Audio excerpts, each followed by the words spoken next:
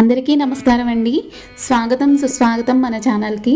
ఈరోజు వీడియోలో 2024 శ్రావణ మాసం ప్రారంభం మరియు ముగింపు తేదీలు, ఎన్ని శ్రావణ శుక్రవారాలు తేదీలలో వచ్చాయి, వరలక్ష్మి వ్రతం ఏ తేదీన వచ్చింది, అమ్మవారికి పూజని ఏ సమయంలో చేసుకోవాలి, ఈ రోజున వీలు కాకపోతే వరలక్ష్మి వ్రతం మళ్ళా ఏ రోజున చేసుకోవచ్చు, ఇలాంటి మరెన్నో ఆసక్తికరమైన విషయాలన్నింటినీ గురించి క్షుణ్ణంగా ఇప్పుడు తెలుసుకుందామండి.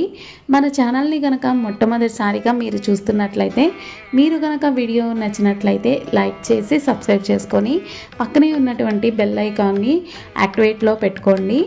స్వస్తి శ్రీ చాంద్రమాన శ్రీ క్రోధినామ సంవత్సరం దక్షిణాయనం వర్ష ఋతువు శ్రావణ మాసం ఆగస్టు 5వ తారీఖున సోమవారం పాటిమి తిథితో ప్రారంభమై సెప్టెంబర్ 3వ తారీఖున మంగళవారం అమావాస్య తిథితో ముగుస్తుందండి.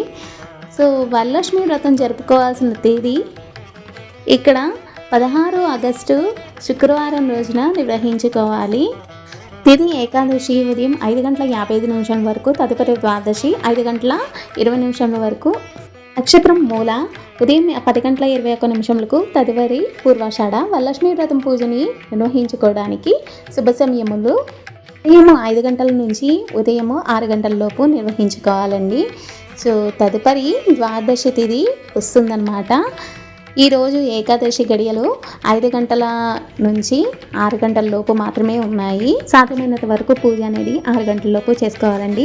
ఒకవేళ ఏకాదశి తిథి ఉదయం 5:56 ఉన్నది కాబట్టి మనం 8:25 లోపు నైవేద్యాలు అనేవి చేసుకోవచ్చు. ఉదయం 8:25 తర్వాత దుర్ముహూర్తం అనేది ప్రారంభమవుతుందండి.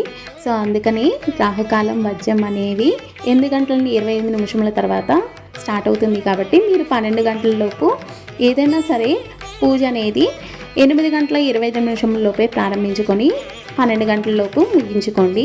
వీడియో నచ్చితే లైక్ చేసి షేర్ చేసి సబ్స్క్రైబ్ చేసుకోండి. Thank you for watching.